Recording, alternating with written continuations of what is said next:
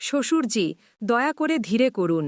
যদি শাশুড়িমা বেঁচে থাকতেন তিনি মারা যেতেন।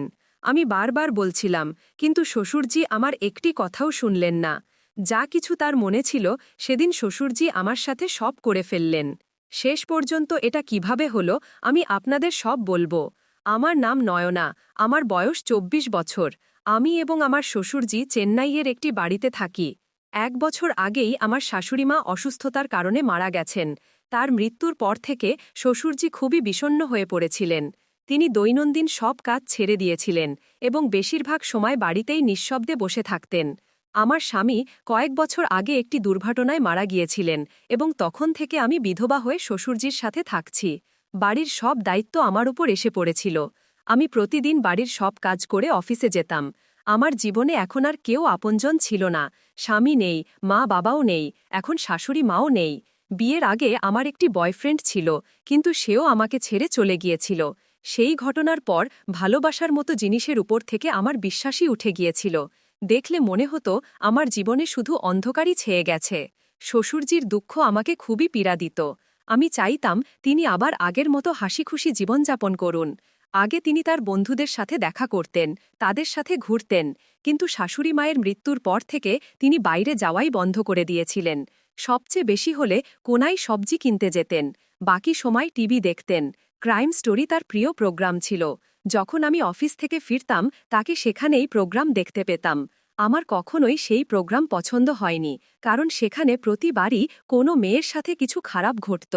আমি সবসময় ভাবতাম, আমি কি তাকে আবার আগের মতো বানাতে পারব? কি কোনো উপায় আছে যার মাধ্যমে তার জীবনে আবার রং ফিরিয়ে আনতে পারি? এক রাতের কথা, প্রায় ২টায় আমি পানি পান করতে উঠলাম। শ্বশুরজি ওপরের ঘরে ঘুমাতেন, আমি নিচের ঘরে ছিলাম। এমন সময় ওপর থেকে কিছু পড়ার শব্দ পেলাম। বাড়িতে সম্পূর্ণ অন্ধকার ছিল। আমি চমকে গেলাম। যদি আমি সরাসরি ওপরে চলে যেতাম শ্বশুরজি হয়তো জেগে যেতেন বা ভয় পেতেন। তাই আমি ধীরে ধীরে কোনো শব্দ না করে ওপরের দিকে গেলাম। দরজা একটু খোলা ছিল।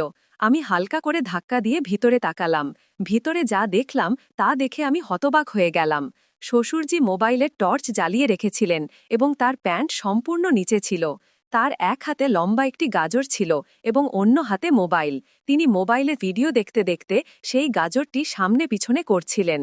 সম্ভবত সেই সময় বিছানার পাশে রাখা পানির গ্লাসটি তার হাতে লেগে পড়ে গিয়েছিল, কিন্তু তিনি সেই শব্দও শুনতে পেলেন না। তিনি এতটাই মগ্ন ছিলেন যে দরজা খোলার শব্দও শুনলেন না। শ্বশুরজি ভিডিও দেখতে দেখতে গাজরটি জোরে জোরে নাড়াচ্ছিলেন। সত্যি বলতে আমাকে সেখান থেকে চুপচাপ চলে যাওয়া উচিত ছিল, কিন্তু তাকে এমন করতে দেখে আমার একটা অদ্ভুত অনুভূতি হলো। তাই আমি সেখানেই দাঁড়িয়ে রইলাম এবং কোনো শব্দ না করে তাকে দেখতে লাগলাম। কিছুক্ষণ পর তিনি আরও জোরে নাড়ানো শুরু করলেন। তার মুখে বিভিন্ন রকমের ভাব স্পষ্ট দেখা যাচ্ছিল। তারপর অল্প সময়ের মধ্যেই তিনি গভীর শ্বাস নিলেন এবং সেই গাজর থেকে সাদা রঙের পানি বেরোতে লাগল, যেন কোনো পাইপ থেকে ফোয়ারা বের হচ্ছে। পানি বের হওয়ার পর তিনি শান্ত হয়ে গেলেন, মোবাইল পাশে রেখে দিলেন এবং সেভাবেই শুয়ে পড়লেন। আমি ধীরে ধীরে সেখান থেকে সরে গেলাম এবং নিচে আমার ঘরে চলে এলাম।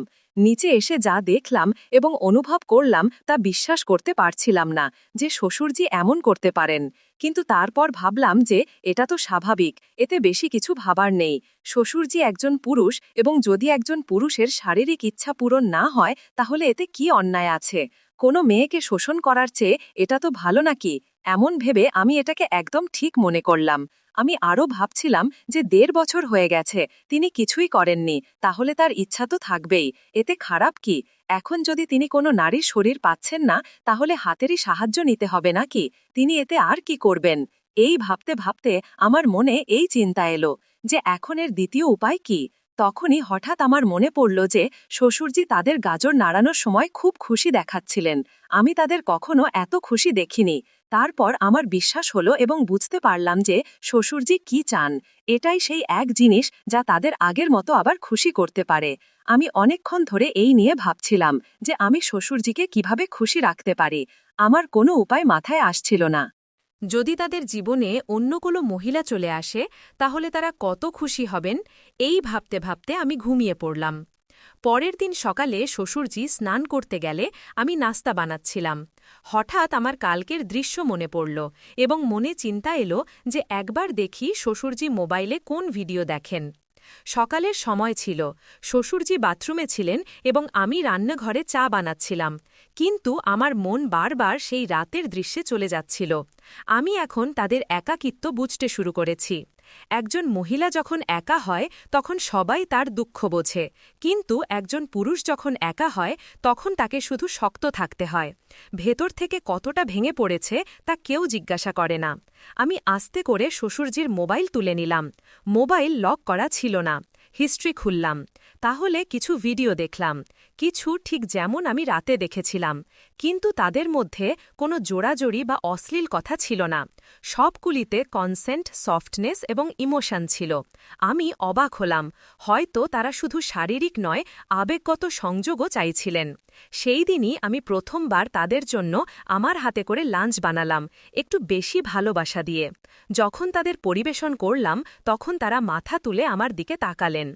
অনেক দিন পর তাদের চোখে একটু আলো ছিল। নয়না, তুমি খুব ক্লান্ত হয়ে যাও, একটু বিশ্রামও করে নাও, তারা বললেন।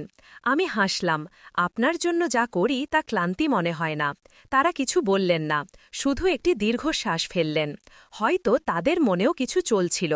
সেই রাতে আমি নিজেকে প্রশ্ন করলাম, আমি কি তাদের আবার বেঁচে থাকার কারণ দিতে পারি? এবং সেই কারণ কি আমি নিজেই হতে পারি? এই প্রশ্নগুলিতে ঘেরা আমি সেই রাতে ঘুমিয়ে পড়লাম। পরের দিন সকালে আমি রান্নাঘরে চা ফুটাচ্ছিলাম, কিন্তু আমার মন সেখানে ছিল, ওপরের ঘরের দিকে। শ্বশুরজি স্নান করতে গিয়েছিলেন এবং তাদের মোবাইল নিচে টেবিলে রাখা ছিল। হৃদয় দ্রুত স্পন্দিত হচ্ছিল, কিন্তু হাত নিজে থেকেই সেই ফোনের দিকে বাড়ল। ফোন আনলক ছিল। সরাসরি ভিডিও প্লেয়ারে গেলাম এবং সেখানেই কিছু নাম দেখলাম। রোম্যান্টিক স্টোরি, শ্বশুর বউ রোমান্স, বাবা মেয়ের গল্প। এটি দেখে আমার শ্বাস আটকে গেল। 1 সেকেন্ডের জন্য মনে হলো যেন কেউ আমার পেটে কিছু ভারী রেখে গেছে। কিন্তু আশ্চর্য ছিল যে কোনো অশ্লীল বা জোড়াজড়ির দৃশ্য ছিল না। যে ভিডিওগুলি ছিল সেগুলিতে মহিলাকে সম্মান দেওয়া হয়েছিল, তার ইচ্ছা জিজ্ঞাসা করা হয়েছিল।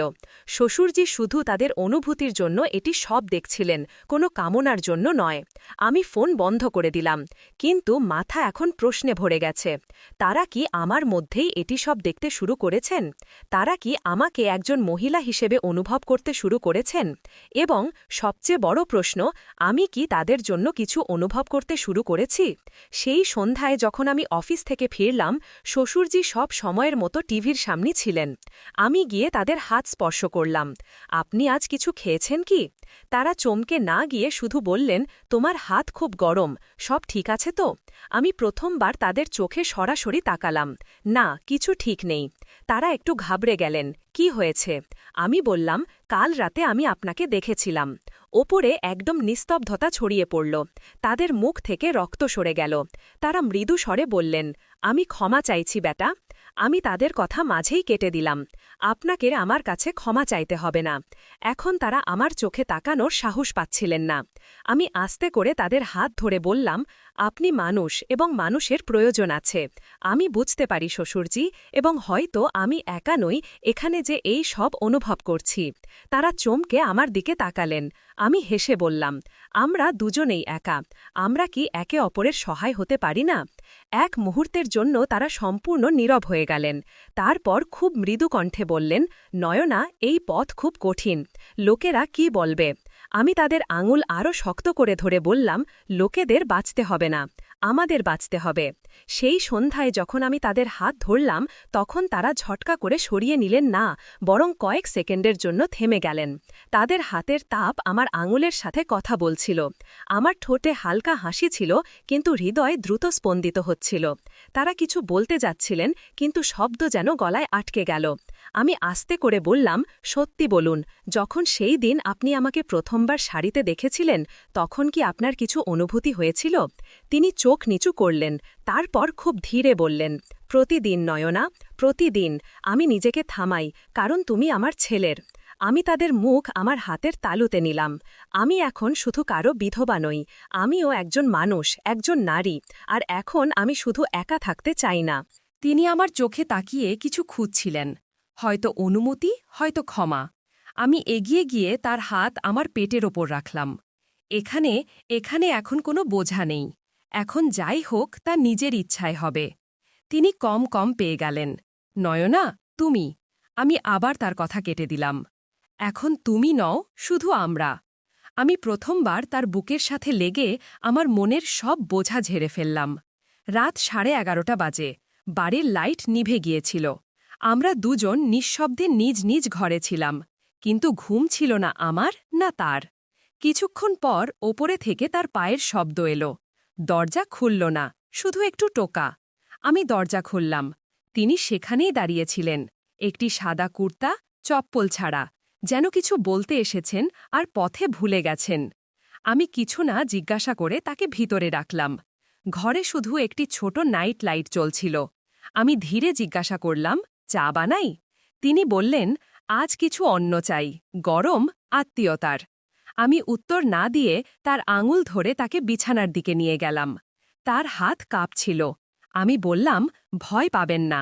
আমি চাই আজ আপনি শুধু নিজের জন্য বাঁচুন। আমি তার মুখে হাত বুলালাম।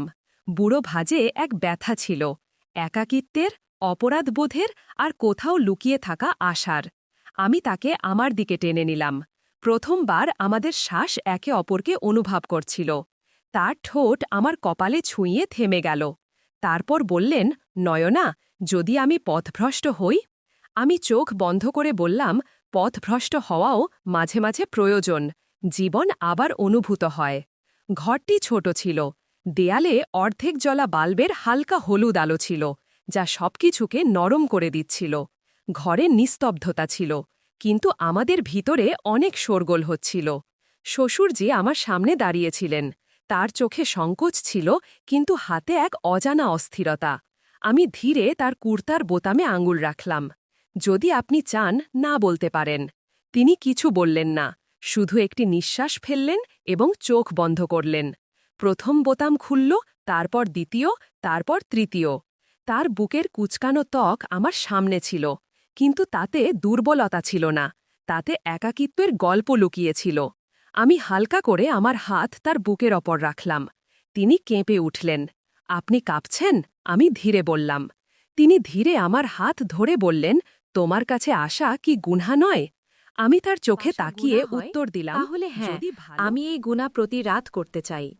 আমি আমার শাড়ির পিন খুলে দিলাম। কাঁধ খুলে গেল, আর তার হাত নিজে থেকেই সেখানে গিয়ে ঠেকল। তার বুড়ো আঙুল আমার গলার রেখা স্পর্শ করল। তোমার গন্ধ, তিনি ধীরে বললেন।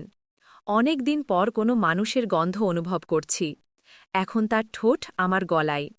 ধীরে ধীরে কাঁপতে কাঁপতে তিনি আমার ত্বক অনুভব করছিলেন, যেন আমার একাকিত্বের প্রতিটি কোণ থেকে পান করতে চাইছেন। আমি তার পিঠে হাত বুলালাম, পাতলা, বাঁকা, কিন্তু শক্তিশালী। আপনার বোঝা এখন আমার, আমি কানে বললাম। আমরা বিছানায় এসে গিয়েছিলাম। আমার শাড়ি এখন আমার কোমরে ঝুলছিল, তার কুর্তা অর্ধেক খোলা। শ্বাস একে অপরের মধ্যে জড়িয়ে গিয়েছিল। তিনি আমার সিথি চুম্বন করলেন। তোমার চুল, তোমার হাত, যেন এক সম্পূর্ণ কবিতা। তিনি ফিসফিস করলেন এবং তারপর কিছু না বলে আমার কোমরের কাছে তার হাতের তালু সরালেন। আমি হালকা করে নিঃশ্বাস ফেললাম। তিনি এক মুহূর্ত থামলেন এবং বললেন, ব্যথা দিচ্ছি না তো? আমি বললাম, হ্যাঁ, অনেক দিন হয়ে গেছে, শুধু একটু ধীরে ধীরে। শ্বশুরজি, আমি চোখ বন্ধ করে বললাম, আপনি যতটা একাকিত্ব দিয়েছেন, এখন ততটাই ভালোবাসা দিন, সব ঠিক হয়ে যাবে। তার আঙুল এখন আমার পিঠে। শাড়ি সরে গিয়েছিল, আর তিনি আমাকে স্পর্শ করছিলেন, যেন কেউ তার ভাঙা স্বপ্ন ধীরে ধীরে জুড়ে দিচ্ছে। রাত স্থির হয়ে গিয়েছিল, আর আমরা দুজন ভাসছিলাম মুহূর্তের উষ্ণতায়, শ্বাসের সীমানায়। কোনো তাড়া ছিল না, কোনো ভয় ছিল না, শুধু দুটি দেহ আর দুটি অসম্পূর্ণ আত্মা একে অপরের মধ্যে গলে যাচ্ছিল। সকাল 4:30 বাজে। আমি তার বুকের ওপর মাথা রেখে শুয়েছিলাম। তিনি আমার চুল স্পর্শ করছিলেন। এখন তুমি কি বলবে? তিনি জিজ্ঞাসা করলেন। আমি হালকা হাসি দিয়ে বললাম, যাই বলি না কেন, আমি এখন আর একা বলে পরিচিত হব না। সকালের হালকা রোদ্দুর জানালায় ছড়িয়ে বিছানায় এসে পড়ছিল। ঘরে তখনও গরম ভাব ছিল, সেই গরম ভাব যা এক রাতে দুটি অসম্পূর্ণ জীবনকে সম্পূর্ণ করে দিয়েছিল। নায়না তার বুকের ওপর মাথা রেখেছিল, আর তিনি তার চুলে আঙুল বুলিয়ে দিচ্ছিলেন। কেউ কিছু বলছিল না, কারণ যা বলার ছিল তা সবই নীরবতায় বলা হয়ে গিয়েছিল। কিছুক্ষণ পর তিনি আস্তে করে বললেন, আমি এই জীবনে অনেক কিছু হারিয়েছি, কিন্তু এখন মনে হচ্ছে হয়তো শেষ পর্যন্ত কিছু পেয়েও থাকতে পারি। নায়না হেসে বলল, আমরা একে অপরের মধ্যে সেই অংশটি পেয়েছি যা আমরা নিজেদের মধ্যে হারিয়ে ফেলেছিলাম। তারপর দুজনেই একে অপরের চোখে তাকিয়ে শুধু এতটুকু বলল, এখন আমরা অসম্পূর্ণ নই, এখন আমরা শুধু আমরা। বাইরে পৃথিবী তখনও সেখানেই ছিল, গোলমাল, মানুষ, কথাবার্তা। কিন্তু তাদের ঘরে ছিল একটি নতুন সকাল, যেখানে কোনো সম্পর্ক নামের মুখাপেক্ষী ছিল না, ছিল শুধু অনুভূতির। কখনো কখনো সম্পর্ক সমাজ থেকে নয়, প্রয়োজন থেকে জন্ম নেয়, এবং তা কোনো নামে নয়, শুধু একটি স্পর্শে সম্পূর্ণ হয়ে যায়। যদি আমার গল্প তোমার মধ্যে কিছু জাগিয়ে তোলে, তাহলে এমনি চুপচাপ দেখো না, একটি তীব্র লাইক দিয়ে দাও, সাবস্ক্রাইব এমনভাবে চাপ দাও যেন আমাকে স্পর্শ করছো। আর হ্যাঁ, যদি শেয়ার করতে ভুলে যাও, তাহলে এই গল্পটি তাদের কাছে পৌঁছাবে না যাদের এটি সবচেয়ে বেশি প্রয়োজন। তাই দ্রুত শেয়ারও করে দাও। দেখা হবে একটি নতুন গল্প নিয়ে। ধন্যবাদ।